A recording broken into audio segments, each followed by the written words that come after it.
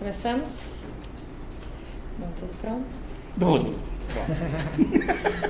Boa tarde, pessoal. Estamos aqui em mais um live do Agora e a gente vai falar para vocês hoje sobre o combate à corrupção. Eu sou Juliana Cardoso, sou engenheira ambiental de formação, com mestrado em administração pública e estou aqui como uma dos membros do Agora, que está se disponibilizando nessa correria para a gente melhorar as políticas públicas, melhorar a política em geral como for possível. E tenho meu colega aqui, Thiago Rocha. Primeiro é um prazer estar do lado da Ju.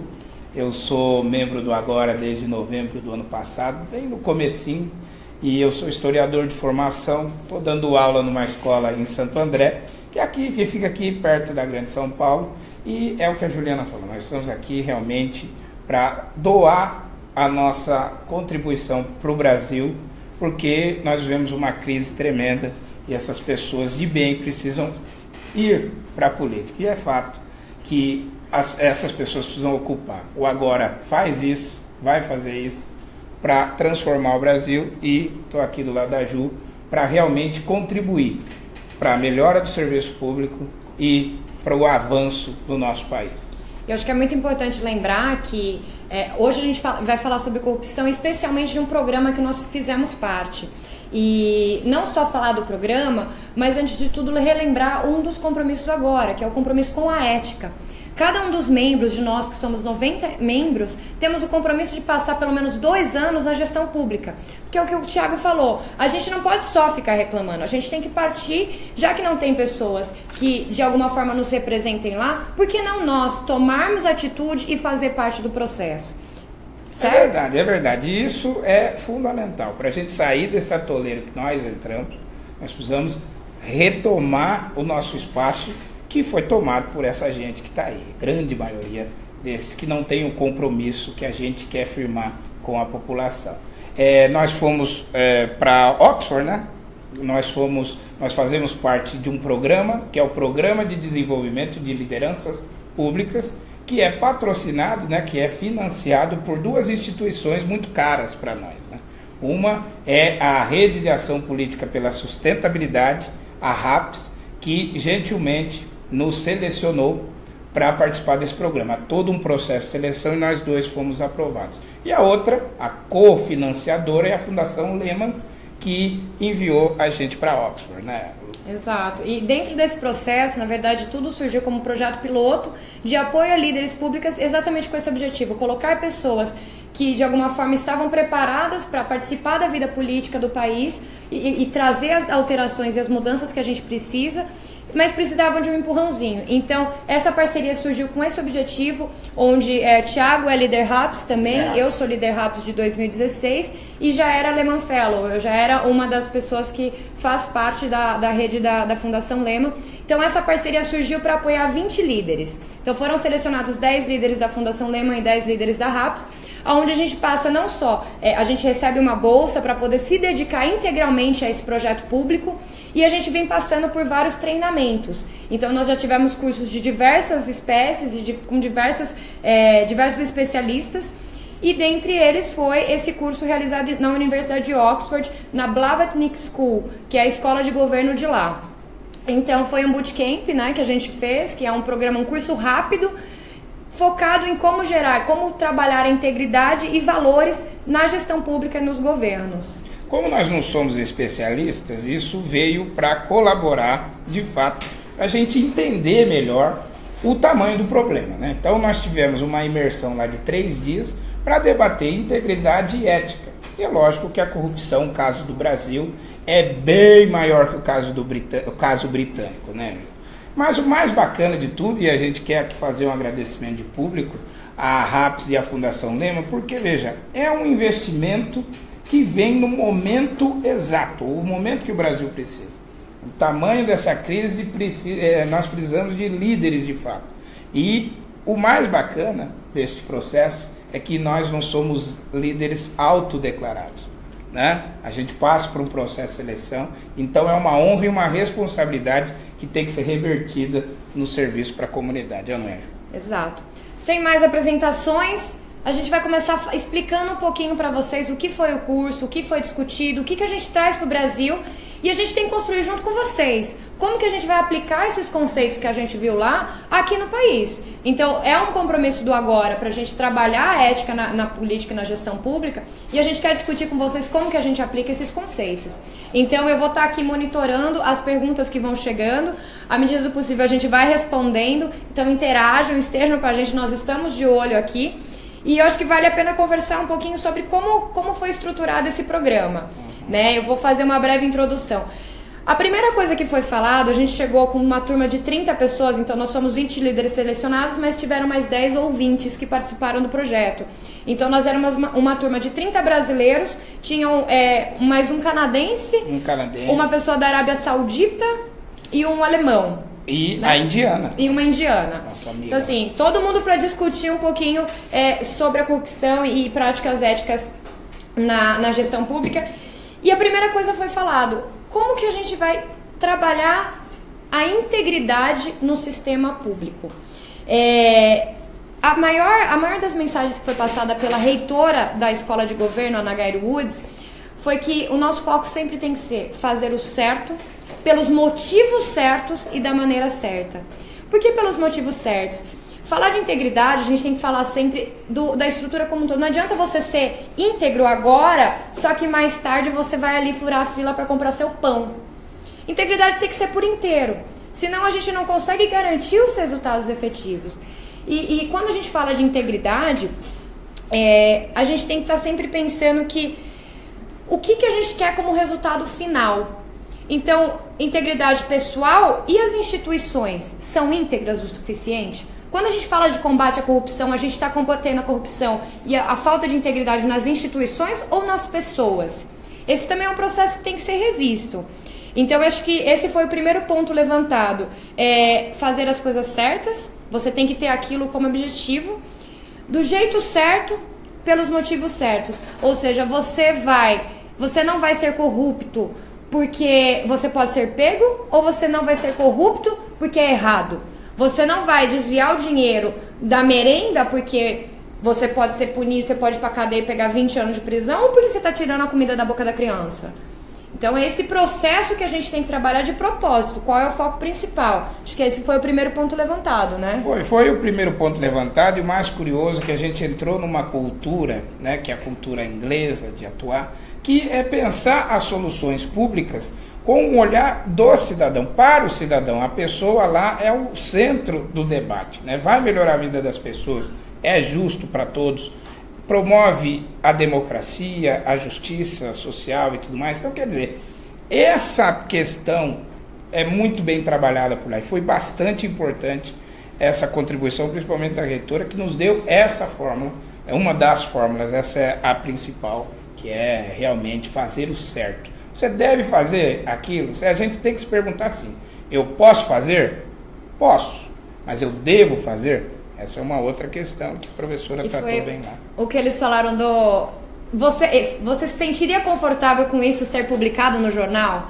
Você contaria para sua avó? Foram alguns exemplos dados. Como você mede o que é ético, o que é íntegro, o que é moral ou imoral? E eles deram alguma dessas dicas que eu achei bem engraçados, né? Porque é uma coisa que a gente não pensa. O que vai ser de consequência no amanhã, né? E eles falaram um pouco também sobre as medidas anticorrupção não legitimam a anticorrupção, a falta de a existência da corrupção.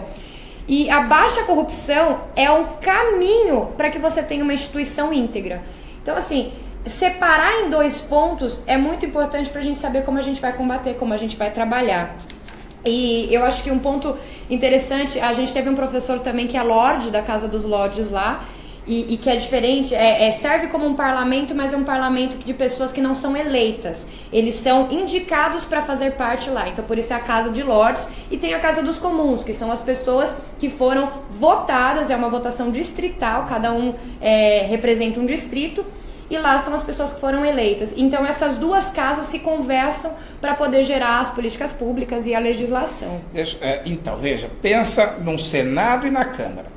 Então, a Câmara dos Lordes, né, é o Senado. O Senado lá, então, não é eleito. Então, são pessoas que são indicadas pelo primeiro-ministro para compor essa Câmara dos Lordes, que são mais de 700 lordes, né?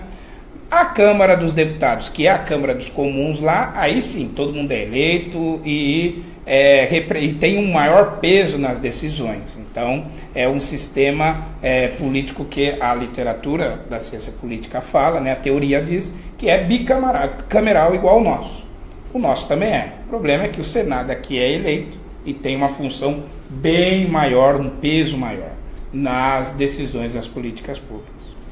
E eu estou acompanhando aqui para ver os comentários. Agora sim, uma coisa que foi muito importante que foi falado é a diferença cultural que eles têm.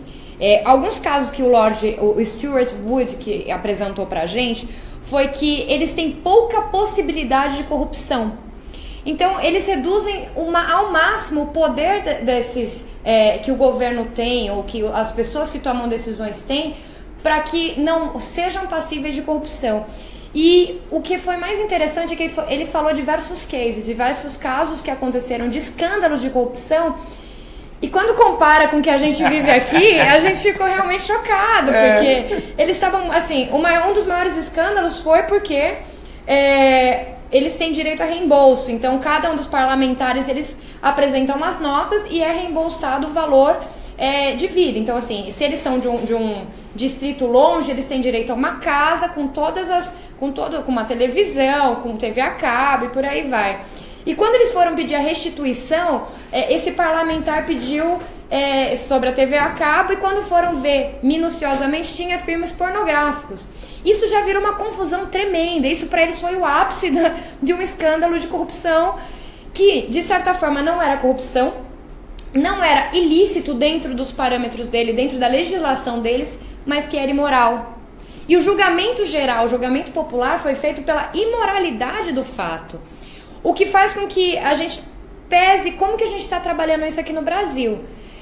A gente vê tanta coisa imoral acontecendo o tempo todo e tanta coisa ilícita, e continua vendo essas mesmas pessoas, esses mesmos atores fazendo parte do processo político. É aquela questão da mesquinhez. Por exemplo, o cara pede reembolso, o cara milionário, empresário e deputado. Ele vai lá e pede reembolso para reformar o batente da porta. Pede reembolso público para reformar uma simples porta. Peraí, isso é imoral. Não é legal fazer. Isso lá é muito... Isso é que dá escândalo lá. Então, o grau de moralidade da cultura inglesa é um negócio para a gente debater. Aqui no Brasil, a gente tem que ficar revoltado com isso também. O auxílio moradia, por exemplo, tem gente que não precisa, mas faz uso dele. Auxílio paletó, essas coisas. Então, são os privilégios, aqui no Brasil, invertendo a ordem, os privilégios que são grande parte dos nossos problemas. Que foi até o comentário do André Luiz da Silva. Ele falou da indignação dele, que tem auxílio para tudo. E lá eles têm o auxílio, mas eles têm um certo limite. E chegou um tempo que eles fizeram uma legislação que todo mundo podia pedir, todos os parlamentares podiam pedir o requerimento, né? Isso sempre aconteceu, mas com a lei de transparência, teve uma jornalista que criou uma polêmica danada lá, porque ela pediu absolutamente todos os pedidos de reembolso, não necessariamente foram reembolsados. E dentro desses pedidos vieram coisas absurdas, que gerou um escândalo tremendo, e que gerou uma questão, até onde a gente vai limitar, como a gente vai regulamentar essa questão do uso do dinheiro público. E dentro desses processos, o que ficou muito claro da mensagem que o Lorde passou pra gente, foi a seguinte, tudo isso, essa questão da imoralidade, essa questão do uso do dinheiro público de forma indevida na visão deles, a instituição acaba perdendo a credibilidade. E quando a gente perde a credibilidade na instituição, eles culpam muito que foi um processo do Brexit, da saída do Reino Unido da União Europeia. Então eles acham que foi tudo uma consequência de diversos escândalos que vieram acontecendo, que fizeram com que as instituições perdessem essa credibilidade em geral. Agora, o que a gente tem que pensar, e aqui no Brasil? Esse momento, tudo isso que a gente está passando, como que isso se reflete pra gente? Será que nessas eleições que vamos ter nesse ano, a gente vai ter um reflexo real de tudo isso que aconteceu com a Lava Jato, com toda essa movimentação?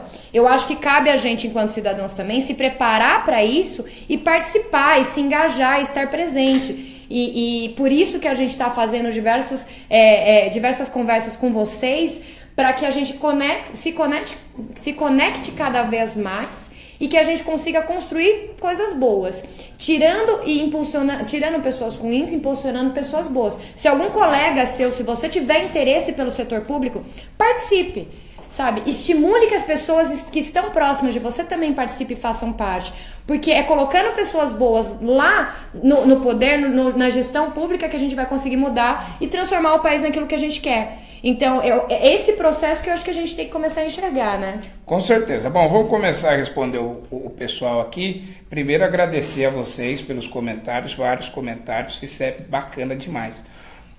Vamos começar aqui, o Flávio Moretti.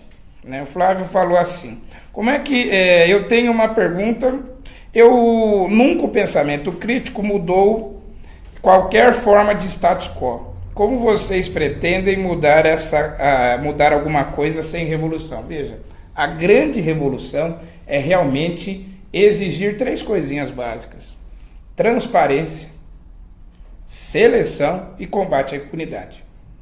Nós temos um exemplo claro aqui, que é a Prefeitura de São Paulo. A Prefeitura de São Paulo instituiu a Corregedoria do Município, Corregedoria Geral do Município, e debelou a máfia, né? A máfia dos fiscais da prefeitura. Gente presa, gente punida e na cadeia. Então veja, a Lava Jato não é o único exemplo. Nós temos um exemplo na prática aqui. Então, qual que é o caminho? É você pegar toda essa massa crítica e botar na prática. E transparência, gente, nas relações, nos dados públicos, nos contratos, já ajuda muito.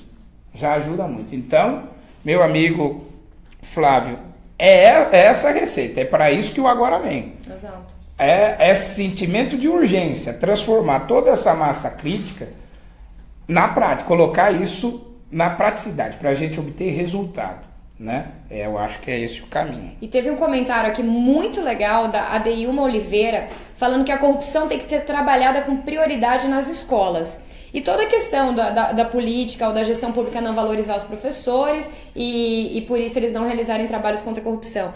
Mas falar não só de corrupção e ética e integridade nas escolas, mas falar também sobre a gestão pública, sobre a administração pública. A gente está formando pessoas que lá na frente vão poder ser os próximos líderes do Brasil, que hoje não sabem sequer qual é a função de um vereador, de um deputado, qual é a função do setor executivo, legislativo e judiciário. Então, essa formação a gente tem que acontecer na base, de fato. Mas não só falar sobre ética, sobre moral, mas a gente tem que ensinar qual é a importância do governo. Por que a gente não tem tantas pessoas boas? Porque também muitas das pessoas não sabem como chegar lá, não têm a informação. E para isso também que o movimento está trabalhando, para que a gente possa impulsionar ao máximo pessoas comuns a fazer parte desse processo.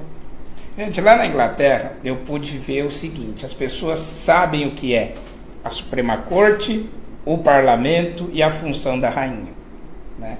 Aqui muita gente não sabe a função do deputado federal estadual, do senador, do vereador. Só para começar. Então o que a gente precisa investir, só para fechar esse comentário da Ju, na educação política. Isso ajuda demais no combate à corrupção. Ao mesmo tempo, gente, a gente precisa tomar cuidado com essa educação política para que as pessoas... eles estão defendendo que o professor... Não, não é isso. É só falar a função. É uma educação política, mas é uma educação cidadã e que está posta, todo mundo vai saber. Então, quando a gente estimula a educação política, quando o cidadão sabe aonde, né, cobrar e como cobrar, aí as coisas melhoram de fato. Exato. E tem agora um comentário também muito interessante do Marco Aurélio Borges de Paula, que ele falou assim: vocês estão tocando em um tema importante. Mesmo que não haja a sanção sobre determinado comportamento ou probabilidade de ser flagrado, alguns europeus escolhem fazer o certo. Isso é uma questão da integridade pessoal. A gente foge das instituições, né? Quando a gente tem pessoas que são comprometidas de fato em fazer aquilo que é certo, porque foram ensinados, porque tem essa cultura, a gente não precisa se preocupar tanto nas consequências de atitudes. Hoje, a Inglaterra, por exemplo, eles estão criando leis que possam, de alguma forma, combater a corrupção, porque tiveram alguns pequenos desvios, que na época, vale lembrar, não eram ilícitos, mas sim imorais. E hoje a gente está no processo inverso aqui no Brasil. A gente tem ilicitude para tudo. A gente tem leis muito grandes, muito extensas e muito claras. Agora, a gente está trabalhando a imoralidade? A gente está trabalhando a formação dessas pessoas que vão estar algum dia tomando esse tipo de decisão? Então a gente acaba sempre voltando para problemas de raiz. E é o momento da gente se movimentar e discutir o assunto. Como que a gente vai transformar uma sociedade e fazer com que a sociedade seja mais íntegra, mais moral, e que tenha mais moral? Esse é o processo que a gente tem que discutir acima de tudo. E eu acho que chegou bem interessante aqui, nesse sentido o Carlos Emílio falou, chega de ser plateia, nós temos que ser atuantes. E isso é o nosso projeto. Esse é o nosso propósito. E eu acho que juntos a gente consegue construir. Não só aprender com o que foi lá fora, mas mudar de alguma forma como é aqui dentro. A gente teve também uma aula com a professora Jodie, que ela falou sobre a Rússia. Olha que interessante. A Rússia, em termos de percepção de corrupção, ela está considerada muito mais corrupta do que o Brasil. No entanto, quando é falado sobre uma pesquisa de aceitação do governo local, é extremamente alta. Os russos, eles gostam do Putin, aparentemente, pelo menos pelas pesquisas, e eles se consideram suficientemente democráticos, sendo que o processo de qualquer civil que queira se candidatar na Rússia tem que passar primeiro pelo crivo do Putin. Então, assim, até onde essa instituição está trabalhando por uma democratização de fato, né? Foi discutido também a questão que muita gente fala da democracia direta. Como trabalhar a democracia direta de uma maneira que ela sempre tenha como foco principal a melhor prestação do serviço público ou a melhoria da sensação pública em geral, né? A melhoria de todo o contexto. Eles fazem plebiscitos, como fizeram no Brexit, eles fazem vários referendos, como fizeram na Suíça, e em alguns deles houve uma diferenciação. A Suíça escolheu não atender o que foi resultado do referendo que eles fizeram. Um referendo bem específico que a gente não está com o case na mão, e eles nem apresentaram no dia, mas eles citaram pra gente. Então, assim, cabe aos governantes também ponderar até onde a democracia direta é importante, é interessante. Aqui no Brasil a gente teve sobre o Estatuto do Desarmamento, né? Teve a questão das armas. Até onde vale a opinião pública, até onde o governo tem que ponderar o que é melhor para todos. A democracia direta também é uma incógnita. Nem todo mundo sabe exatamente como aplicar. Então, vale a gente ter em mente quais os mecanismos que a gente pode trabalhar e até onde é legítimo, isso legitima o processo como um todo de criação de uma política pública que seja voltada para as pessoas e para a melhoria geral do contexto, né? Ju, vou comentar aqui dois assuntos bem bacanas aqui. Um é da Maria de Fátima, que pergunta como acabar com os privilégios. Primeiro, a gente precisa entender, e o político precisa entender, que ele não é nobre. Ele é um servidor público. Ele não precisa de privilégio, por exemplo, do auxílio paletó, se dentro do salário dele é possível comprar um paletó. Não precisa disso. Então é você parar, desmistificar, tirar toda a magia de um cargo, por exemplo, de deputado federal ou de senador. E a gente precisa entender isso. A gente precisa combater os privilégios através do seguinte: ei, você é uma pessoa comum. Então, agora tem várias pessoas assim, vários profissionais de destaque que vão contribuir. Nós temos um compromisso que cada membro tem que contribuir, no mínimo 2 anos para a coisa pública. E vamos fazer isso porque é uma contribuição, é um serviço público. Não é privilégio. Eu ganho uma eleição, por exemplo. Eu ganho uma eleição, fui escolhido, fui selecionado pelas pessoas. Eu não recebo um véu de nobreza, ou de 4 anos eu vou circular com o status de nobreza. Então é acabar com essa noção. O deputado é mais um entre as pessoas. Não é a pessoa, não é o líder que sabe de tudo. Ele tem que ouvir as pessoas. Isso também mexe com o nosso distanciamento da política. eles estão lá, a gente aqui, eles não conversam com a gente também, né, deixa como está. Por quê? Porque não, eles estão lá, nossa, deputado, não, deputado, tudo bem, prazer, Tiago, estou aqui para falar disso. Parar de pensar que eles são nobres e trazer para a realidade, para a coisa pública de todos. Até porque foi uma das coisas que foi muito discutido também, tem que romper essa barreira. O político tem que estar lá por uma base, ele tem que saber que ele é representante, mas mais do que isso, ele precisa ouvir ativamente essa base. Ele precisa ouvir as pessoas. Ele não está lá para tomar as decisões próprias. Isso foi muito discutido.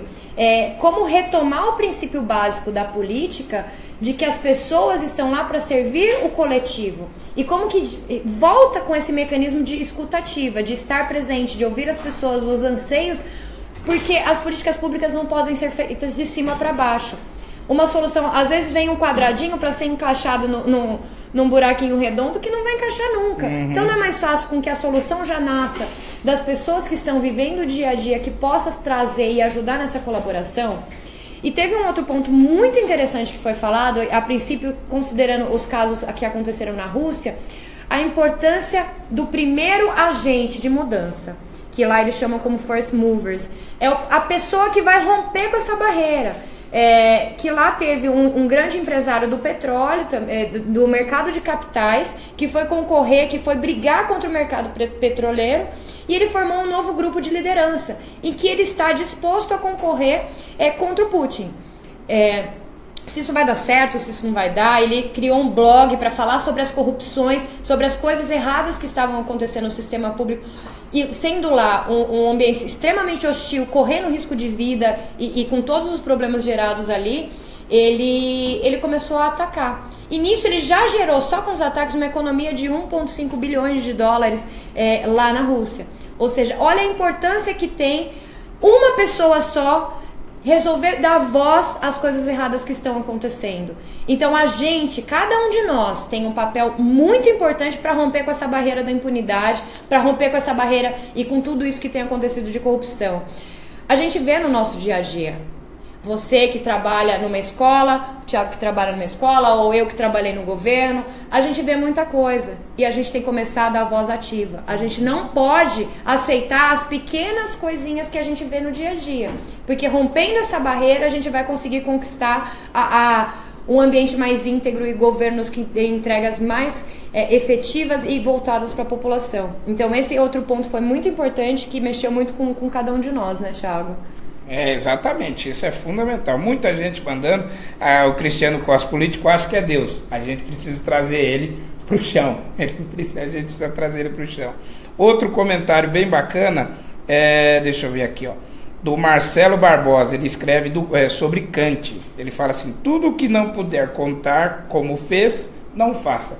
Isso também é princípio, eu acho que isso o espírito que a gente traz de lá. Tudo que você não puder explicar e que você não se sente à vontade de estar no jornal, não faça. Não é que faz e depois uma resposta. Por fim, quero comentar aqui sobre impostos. Impostos de corrupção tem tudo a ver, né? Sim. E o Júnior Vitor, ele pergunta pra gente, né? O povo, ele faz um comentário sobre a alta carga tributária. Veja, um dos nossos pilares é o combate à desigualdade social, e realmente no Brasil nós temos um grande problema, que é essa questão dos impostos. O problema não é o imposto, é quem paga o imposto. A classe média, somente. Nós temos o extrato que fica lá, que concentra a renda, concentra a grana. Você tem a classe média que vive pagando impostos e que quem sustenta todo mundo, e uma classe baixa que não tá nesse bolo de pagamento de impostos, que ela não consegue chegar, né? Baixos salários, achatamento de salários e tal. Nós temos um compromisso de combater a desigualdade, e nós acreditamos que combatendo a desigualdade é distribuir renda. Então a gente precisa ajustar, a gente precisa mudar o jeito de cobrar um imposto no Brasil. Você vai ouvir muito, Júnior, a questão do imposto regressivo e progressivo.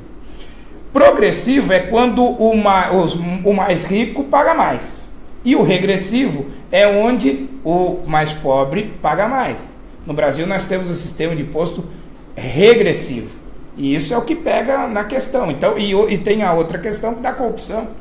O dinheiro vai pelo ralo. Muita corrupção. Nós precisamos mudar isso. Precisamos distribuir mais a renda, ou seja, quem tem mais paga mais, contribui mais, com transparência fechar o ralo, fechar a torneira da corrupção. Transparência e combatendo a impunidade. Eu acho, Júnior, que esse é o caminho. O caminho não é você acabar com os impostos, porque aí a gente começa a viver o seguinte, então tá, quem vai pagar a conta? O problema está na concentração de renda e na desigualdade social. E eu agora tenho um compromisso forte de combater isso. E tem um outro ponto que é muito importante, que as instituições por si só, elas já têm diversos mecanismos para combater. A gente tem um processo de licitação, a gente tem processos muito específicos de contratações públicas, enfim, diversos processos efetivos para tomada de decisão, que a gente tem que romper tantas barreiras, mas acima de tudo que a gente tem certa proteção, mas a gente não pode usar disso uma desculpa. A gente tem que combater a impunidade. Então a gente tem processos que dificultam, mas será que não estão sendo gerados jeitinhos para cumprir esse processo? Então aí que está a sensação de impunidade, tem que acontecer. E mais uma vez, o nosso papel individual é fundamental nisso, porque não é só porque aquela cultura existe, só porque sempre foi assim, é porque está certo. Então cabe a gente também ser questionador. A gente tem que questionar as ações que estão acontecendo no nosso dia a dia e falar assim, peraí, só porque está acontecendo sempre tem que continuar assim? A gente tem que romper. E teve um comentário aqui bem bacana do Romeu Kinishi Funatsumaru, que está lá no Japão e falou que além das leis que coíbem a corrupção, lá tem um código de conduta onde os políticos renunciam caso haja dúvida da idoneidade do mesmo para ficarem à disposição das autoridades. E aconteceu há pouco tempo um caso desse, inclusive, né, do primeiro-ministro que renunciou por causa que estava tendo dúvidas da sua idoneidade. Seria muito interessante a gente ter essa aplicação aqui no Brasil. Agora, se nem a população, as pessoas que votam nos políticos entendem que ele tem que sair fora do jogo, quem dirá é ele que vai simplesmente querer sair. Então a gente tem exemplos claros de pessoas, a gente sabe de deputado que está cumprindo prisão, que sai da cadeia para ir trabalhar no Congresso. É certo isso? Agora, será que ele vai voltar na próxima eleição? Então, a gente tem que pesar tudo isso e, mais do que tudo, entender a importância que a gente tem neste ano. Este é o ano da mudança, é o ano da renovação. O agora tem um compromisso muito grande com a ética, com a transparência do sistema público, mas mais do que isso, com um país, com um Brasil mais simples, mais humano e mais sustentável. E é isso que nós queremos levar e construir junto com vocês estratégias para que a gente possa romper essas barreiras, essas dificuldades que a gente encontra e impulsionar pessoas boas cada vez melhores para participar da política. Então é muito importante a participação de cada um de vocês para que a gente esteja juntos nessa construção. Só assim a gente vai ter o país que a gente quer, que a gente merece, que a gente precisa. Bom, respondendo rapidamente, que nosso tempo está curto, mas Maria José Terra, ela fala assim: quais estratégias são elaboradas na Europa, em países um pouco semelhantes ao Brasil, para motivar os jovens para participar da política? Olha, primeiro de tudo, ele precisa o nosso país andar para frente. A política é a saída de fato. Então, quando a gente demoniza a política, a gente não percebe que a gente está demonizando a única coisa que vai fazer a nossa vida melhorar de fato.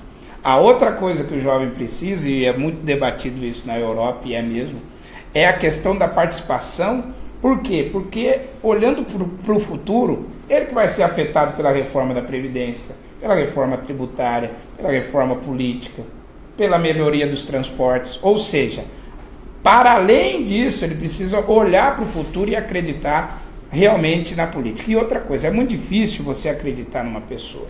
Precisa de muita confiança. Então, os jovens precisam se engajar na política e acreditar em um projeto. É por isso que o Agora está aqui. Nós defendemos um projeto. Nós temos 10 prioridades. 10 prioridades em todas as áreas: combater a desigualdade social, a melhoria da educação, mas não é a melhoria da educação com fórmula mágica vinda de cima para baixo. é ouvindo o aluno, colocando o aluno no centro, colocando o paciente no centro na hora de olhar para a saúde, olhando a questão da desigualdade social, olhando para as pessoas, melhorar os nossos serviços públicos. Para quem usa o serviço público, nós temos que olhar não para colocar o nosso nome na placa de inauguração, como faz essa geração de políticos que já contribuiu muito. Então, são esses dois passos que a gente vê muito na Europa. Muitos jovens se engajando em campanhas, de fato, nos Estados Unidos também. E não precisa ser um candidato jovem necessariamente. Precisa ter um projeto. É por isso que eu agora venho para romper com isso. O último comentário mesmo, e aí a gente já vai para as considerações finais, é um que eu achei muito pertinente, que é o seguinte. Quais as iniciativas que a professora Lug falou para a gente debater um pouco? Resumindo, transparência. Transparência. Só dá certo o sistema inglês porque todo mundo fiscaliza todo mundo. Todo mundo mesmo. É a Suprema Corte que fiscaliza o Executivo, que ao mesmo tempo o Legislativo, que vai para... Ou seja, não é uma coisa hierárquica. Todo mundo de cima para baixo. O cara lá de cima fiscaliza o cara lá de baixo. Mas quem fiscaliza o cara de cima? Então veja, é transparência. E aí a gente traz para a nossa realidade. Vamos abrir contratos, vamos abrir os dados, vamos falar a verdade, gente. Vamos falar a verdade. E não é a verdade que eu produzo, não, é a verdade e a realidade dos fatos. Foi a falta a inverdade que nos levou à crise econômica. O Brasil estava surfando em berços, né? Estava surfando em cima da onda. Na verdade, nós estamos aqui neste atoleiro todo. E ao mesmo tempo, gente, verdade olhando para as pessoas, olhando no olho das pessoas. Só assim a gente vai. Foi isso que a professora falou e eu reproduzo isso, né, Júlia? E por fim, que eu acho que é uma pincelada final que a Condessa Catherine falou pra gente, que a Condessa é o equivalente a um Lorde, só que ela é mulher e ela foi líder da Casa de Lords também. E ela deu um recado muito importante: seja sempre verdadeiro com você mesmo. Eu acho que isso parece ser bobo, parece ser clichê, mas é fundamental. Ela deu especialmente o conselho para nós que somos mulheres, estar atuando politicamente. Nós vamos ter que fazer escolhas. Por muitas vezes nós teremos que fazer escolhas. Mas não esqueça do seu propósito final. Às vezes é deixar de um compromisso familiar, mas para cumprir com um compromisso com a população, com as pessoas que têm uma alta expectativa em você. Então, o processo de liderança passa por isso. E eu acho que a gente se entender e se empoderar da nossa responsabilidade enquanto cidadãos para promover a mudança e ser o agente de mudança, passa por isso. A gente sair sim da zona de conforto, entender que a gente em alguns momentos vai ter que pesar as prioridades, mas mais do que isso, porque a gente está fazendo o certo e tem que estar fazendo aquilo que tem que ser feito. Então a gente tem que sair sim da inércia, a gente tem que romper com a nossa zona de conforto para promover as mudanças. Não basta ficar esperando cair do céu, é o nosso momento de mudar. Então vem com a gente, esteja sempre presente, participe com a gente dos lives e de todas as ações que o Agora vai promover. E é muito importante a gente estar trocando cada vez mais com vocês. Veja, para encerrar mesmo, a gente quer agradecer a audiência de vocês. Eu queria também agradecer a esta parceria demais que a Juliana me trouxe aqui, né? Juliana Cardoso é uma amiga minha e a gente está junto nessa, juntos mesmo, né? Juntos mesmo. Mas eu queria agradecer e eu queria colocar uma palavra. Gente, o momento requer uma solução muito importante. Pessoas. Nós precisamos parar de discutir nomes e discutir as ideias. Ideias para as pessoas no centro da solução. Com transparência e com responsabilidade. A Ju falou uma coisa genial. Tem que ser honesto com a gente mesmo. Não dá para ser desonesto, não dá para mentir. Isso aí já foi, já acabou. A nova geração, ou melhor, a tal da revolução que muita gente pede, passa por democracia, transparência e responsabilidade. E é isso que o Agora vem fazer. Chame os amigos para curtir a nossa página, visitar o nosso site. Você pode curtir as nossas páginas, a gente tem conteúdo lá bastante legal, onde você pode conhecer mais sobre a Ju, mais sobre o Thiago Rocha e mais outros membros do nosso movimento. Nosso movimento nasceu, minha gente, de uma necessidade, de uma urgência, e é por isso que a gente chama agora, para resolver os problemas agora. para pensar as pessoas, para pensar nas pessoas agora, para mudar o Brasil agora. Bom, o último comentário, a gente agradece a RAPS e a Fundação Lema por terem promovido todo esse banho de conhecimento que a gente tomou, a todo o grupo, essa delegação brasileira que esteve lá com tantas trocas, isso foi muito enriquecedor e vamos resolver agora. Esteja com a gente. Até mais. Um abraço e, como eu costumo dizer sempre, vamos que vamos, porque a hora é agora.